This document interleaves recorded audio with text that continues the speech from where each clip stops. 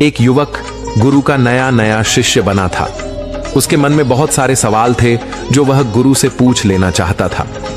एक दिन वह गुरु के पास आया और उसने कहा, गुरुदेव, मैंने देखा है पहले लोग आपस में बहुत प्रेम करते हैं, फिर धीरे धीरे उनमें झगड़े होते हैं, लड़ाई होती है और एक दूसरे को वह भला बुरा कहने लगते हैं। फिर रिश्ते टूट जाते हैं और प्रेम नफरत में बदल जाता है। ऐसा क्यों होता है? गुरु ने कहा, यह जानने के लिए तुम्हें मेरे साथ चलना होगा। गुरु शिष्य को लेकर एक गांव में पहुंचे। वहां एक घर के द्वार को उन्होंने खटखटाया। भीतर से एक व्यक्ति बाहर आया। उसने गुरु को प्रणाम किया और कहा, गुरुदेव, मैं आपकी किस प्रकार सेवा कर सकता हूं? गुरु ने उस व्यक्ति से कहा, क्या तुम्हारी पत्नी के साथ विवाद समाप्त हो गया? क्या अब तुम खुश हो?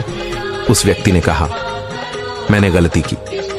गुरुदेव, उस औरत से शादी करके वह बिल्कुल भी अच्छी नहीं है। वह मेरा और मेरे परिवार का ख्याल नहीं रखती। वह हमेशा अकड़ कर बात करती है। वह हमेशा गुस्से में रहती है। उसने कभी मेरी कोई बात मानी ही नहीं। वह बिल्कुल भी अच्छी नहीं है। ईश्वर ने मेरे भाग्य में इतनी बुरी पत्नी लिख दी। अब वह मुझे छोड़कर घर चली गई है और अब मैं चाहता हूं कि वह वहीं रहे और कभी मेरे जीवन में ना आए। गुरु ने अपने शिष्य से कहा, देखा तुमने, यही मनुष्य का स्वभाव है। हर मनुष्य के अंदर अच्छाई और बुराई दोनों होती है, परंतु मनुष्य केवल बुराई को ही याद रखता है, अच्छाई को नहीं। और जब वह किसी की बुराई करने पर आता है तो वह शुरू से लेकर आखिर तक सब कुछ बुरा ही देखता है और बोलता है। और जब वह अपने मन में सब कुछ बुरा ही बैठा लेता है, तब वह यह आशा करता है कि इसके जीवन में सब अच्छा हो। बुराई से जीवन में अच्छाई कैसे पनप सकती है? अच्छाई लाने के लिए, जीवन में सुख और शांति लाने के लिए हमें अच्छाई को तो देखना ही होगा। पर यह काम कोई नहीं करता, क्योंकि ऐसा करने से मनुष्य के अहंकार को चोट पहुंचती है और वह अपने अहंकार से गिरना नहीं चाहता। उस व्यक्ति ने कहा, गुरुदेव, आप यह क्या कह रहे हैं? अगर कोई बुरा है तो उसमें बुराई तो दिखाई देगी ही। मेरी पत्नी बुरी है तो मैं उसमें बुराई ही देखूंगा। उसने आज तक ऐसा कोई काम नहीं किया जिससे मैं खुश हो सकूं। गुरु ने कहा, क्या तुमने कोई ऐसा कार्य किया जिससे तुम्हारी पत्नी खुश हो सके? उस व्यक्ति ने कहा, उसने कभी मुझे ऐसा कोई मौका नहीं दिया गुरुदेव कि मैं उसके लिए कुछ कर सकूं। गुरु ने कहा, चलो तुम ये सारी बुराइयां छोड़ दो, भूल जाओ। अपनी पत्नी की कोई एक अच्छाई याद करो और मुझे बताओ। उस व्यक्ति ने कहा, एक बार मेरी माँ बहुत बीमार हुई थी, तब उसने उनकी बहुत सेवा की थी। उस समय उसने दिन रात का भी ध्यान नहीं रखा था। गुरु ने कहा, क्या इसके अलावा तुम्हें कोई और अच्छाई याद आ रही है? उस व्यक्ति ने कहा, हाँ, वह हमेशा समय पर उठती थी और वह मेरे माता पिता और मेरे खाने का बहुत ख्याल रखती थी। एक बार जब मैं बहुत बीमार हो गया था, तब वह रात भर जाग जाग कर मुझे दवाई दिया करती थी। वह बहुत मेहनती थी और उसे कोई तकलीफ भी होती थी तो वह मुझे बताती नहीं थी। वह हमेशा इसी प्रयास में लगी रहती थी कि मैं खुश रह सकूं। ये कहते कहते उस व्यक्ति के आंखों से आंसू आ गए और उसने कहा, गुरुदेव, मुझे ये क्या हो गया? मेरी पत्नी में कमियां हैं पर वह बुरी नहीं है। मैं उसकी अच्छाइयों को देख नहीं पाया। गुरु ने कहा, जब हम किसी की बुराई देखते हैं तो बुराई बुराई को खींचती है और वह सब कुछ बुरा दिखाती है और देखती है। आपके जीवन में सब कुछ बुरा होने लगता है, पर जब आप किसी की अच्छाई देखते हैं तब अच्छाई अच्छाई को खींचती है और आपके साथ सब कुछ अच्छा होने लगता है। वह व्यक्ति गुरु को प्रणाम करके अपनी पत्नी को लेने के लिए वहां से चला गया। गुरु ने शिष्य से कहा, क्या तुम समझे कि रिश्ते क्यों टूट जाते हैं? प्रेम नफरत में क्यों बदल जाता है? जब मन में नफरत हो तो उसमें प्रेम नहीं रह सकता, और जहां प्रेम हो वहां नफरत नहीं रह सकती। हम अपने मन में क्या रखना चाहते हैं, यह हम पर ही निर्भर करता है। शिष्य ने गुरु से कहा, गुरुदेव, मैं आपकी बात बहुत अच्छी तरह से समझ गया हूं। मेरा एक और प्रश्न है, क्या आप मुझे इसका उत्तर देंगे? गुरु ने कहा, अवश्य, तुम पूछ सकते हो। शिष्य ने कहा, गुरुदेव, इस दुनिया में सबसे मुश्किल कार्य क्या है? गुरु ने कहा, इस दुनिया का सबसे मुश्किल कार्य एकांतवास में रहना है। शिष्य ने कहा, इसमें मुश्किल क्या है? एकांत में तो कोई भी रह सकता है। गुरु मुस्कुराए और कहा, अगर यह बहुत आसान कार्य है तो क्या तुम 30 दिन के लिए एकांतवास में रह सकते हो? तुम्हें 30 दिन के लिए कहीं नहीं जाना, एक गुफा में रहना है। तुम बाहर किसी भी व्यक्ति से संपर्क नहीं करोगे, ना ही गुफा के भीतर किसी तरह के कार्य में व्यस्त रहोगे, सिर्फ शांत और एकांत रहोगे। क्या तुम कर सकोगे? शिष्य ने कहा, लेकिन गुरुदेव, यह करके क्या होगा? इससे क्या मिलेगा? गुरु ने कहा, जो मिलेगा वह तो तुम्हें पता चल ही जाएगा। बात यह है कि क्या तुम इतना आसान कार्य कर सकोगे? शिष्य तैयार हो गया। गुरु अपने शिष्य को एक गुफा की ओर ले गए और उन्होंने वहां उसके 30 दिन के खाने पीने का इंतजाम कर दिया और कहा, गुफा का द्वार खुला है। जब तुम्हें लगे कि तुमसे यह नहीं हो रहा तो तुम बाहर आ सकते हो। शिष्य गुफा के अंदर चला गया। पहले दिन उसने बहुत आराम से अपना समय काट लिया। दूसरे दिन उसे अजीब सा महसूस होने लगा। उसका मन बार बार बाहर की ओर भाग रहा था। उसे बेचैनी हो रही थी। वह इधर उधर टहलने लगा, घबराने लगा। जैसे तैसे करके उसने दूसरा दिन भी निकाल लिया। तीसरे दिन वह बहुत बेचैन हो गया। उसने सोचा कि वह यह क्या बेकार का काम कर रहा है। बाहर पता नहीं क्या क्या हो रहा होगा और वह यहाँ गुफा में बैठा है।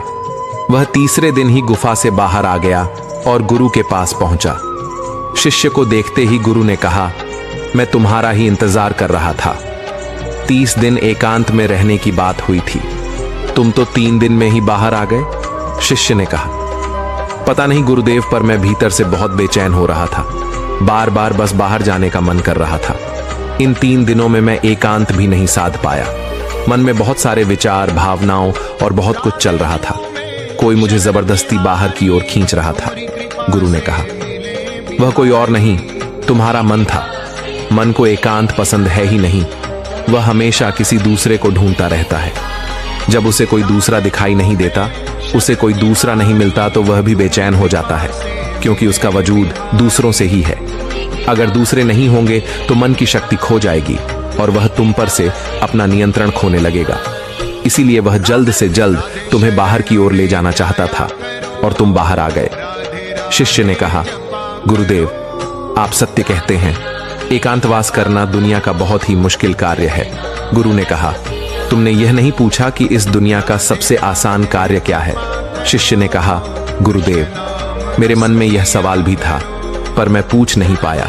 गुरु ने कहा, इस दुनिया का सबसे मुश्किल कार्य एकांतवास है, तो इस दुनिया का सबसे आसान कार्य भी एकांतवास ही है। शिष्य ने कहा, आप यह क्या कह रहे हैं गुरुदेव? मैं कुछ समझ नहीं पा रहा। गुरु ने कहा, एकांतवास हमारा स्वभाव है। हम अपने स्वभाव से दूर हो गए हैं। मन के बनाए जाल में हम हमेशा किसी दूसरे को ही ढूंढते रहते हैं और अपने एकांत को खो बैठते हैं। एकांत को साधना नहीं पड़ता, बल्कि वही हमारा स्वभाव है। शिष्य ने कहा, अगर एकांत हमारा स्वभाव है और यह बहुत आसान है, तो मैं क्यों 3 दिन में ही उस गुफा से बाहर आ गया? क्यों मुझे वहां रहना इतना मुश्किल लगा? क्यों मैं वहां भी बेचैन हो गया? गुरु ने कहा, जब तक एकांत तुम्हारे भीतर से उत्पन्न नहीं होगा, तब तक चाहे तुम किसी गुफा में बंद करके ही क्यों न रखे जाओ, तुम एकांत में नहीं रहोगे। वहां भी तुम अपने आसपास भीड़ इकट्ठी कर लोगे और वह भीड़ तुम्हारे मन के भीतर होगी। गुरु शिष्य को अपने साथ एक नदी के पास ले गए और कहा, इस नदी पर बांध ना हो तो तुम्हें कितना समय लगेगा? क्या तुम उसे आज के आज बांध सकते हो? शिष्य ने कहा, नहीं गुरुदेव, 1 दिन में यह कैसे होगा? 2 दिन, 3 दिन या 4 दिन में भी नहीं होगा। इसमें तो बहुत समय लगेगा। धीरे धीरे बांध की तैयारी होगी। उसकी हर समस्या को देखा जाएगा और उससे निपटा जाएगा और धीरे धीरे समय के साथ बांध तैयार होगा। गुरु ने कहा, ठीक कहा तुमने। ठीक इसी प्रकार मन की नदी पर धीरे धीरे बांध बांधा जाता है। 1, 2 या 3 या 4 दिन में नहीं, धीरे धीरे समय लगाकर यह किया जाता है। शिष्य ने कहा, गुरुदेव, मैं आपकी बात समझ गया हूं। मैं भी धीरे धीरे अपने मन पर बांध बांधने की तैयारी करूंगा। शिष्य ने अपनी साधना पर ध्यान दिया। वह धीरे धीरे मन के विरुद्ध खड़ा होने लगा। उसने छोटे छोटे संकल्प लेने शुरू किए। उसने बहुत सारे संकल्पों को पूरा किया और बहुत सारे संकल्प उसके अधूरे रह गए जो टूट गए थे, पर हर बार वह और अधिक मजबूत होता चला गया। उसका अपने ऊपर नियंत्रण पहले से मजबूत होता जा रहा था। धीरे धीरे उसके छोटे छोटे संकल्प बड़े संकल्पों के रूप में उभरने लगे। फिर एक दिन उसने संकल्प लिया और वह उस गुफा के भीतर चला गया। 30 दिन वह उस गुफा से बाहर नहीं आया। जब 30 दिन गुजर गए तो गुरु को अपने शिष्य की चिंता हुई और वह गुफा के भीतर चले गए। उन्होंने देखा कि उनका शिष्य बिल्कुल शांत होकर एक स्थान पर ध्यान में बैठा हुआ है। गुरु को देखते ही शिष्य खड़ा हो गया और उन्हें प्रणाम कर कहा, गुरुदेव, आप सत्य कहते थे। एकांतवास करना बहुत ही आसान कार्य है। एकांत ही हमारा स्वभाव है और यही हमारी प्रकृति है। इसके लिए कुछ भी करना नहीं होता। यह है, बस हमें दिखाई नहीं देता। शिष्य गुरु के साथ उस गुफा से बाहर आ गए। अब आप सोच रहे होंगे कि इस एकांतवास की कहानी का मतलब क्या है। वास्तव में एकांत वह चीज है जो आपको सत्य दिखाता है, जो आपको शांति दिखाता है। आप अपने जीवन में बहुत छोटी छोटी चीजों में उलझे रहते हैं, जो इतनी मामूली है कि जिनके होने या ना होने से कोई फर्क नहीं पड़ता, पर आपके जीवन में वह बहुत मायने रखती है और आपका जीवन उनके चारों ओर घूमता रहता है। आप वहीं के वहीं भटकते रहते हैं। इस दुनिया में कोई नहीं बचा, चाहे कोई कितना भी बढ़ाओ व्यक्ति क्यों ना हो, कितनी भी अकड़ के साथ क्यों ना खड़ा हो, सब मिट्टी में मिल गए हैं। राजा हो, भिखारी हो, शक्तिशाली हो या कमजोर साधु हो या संत हो, कोई भी हो, किसी की अकड़ बाकी नहीं रही।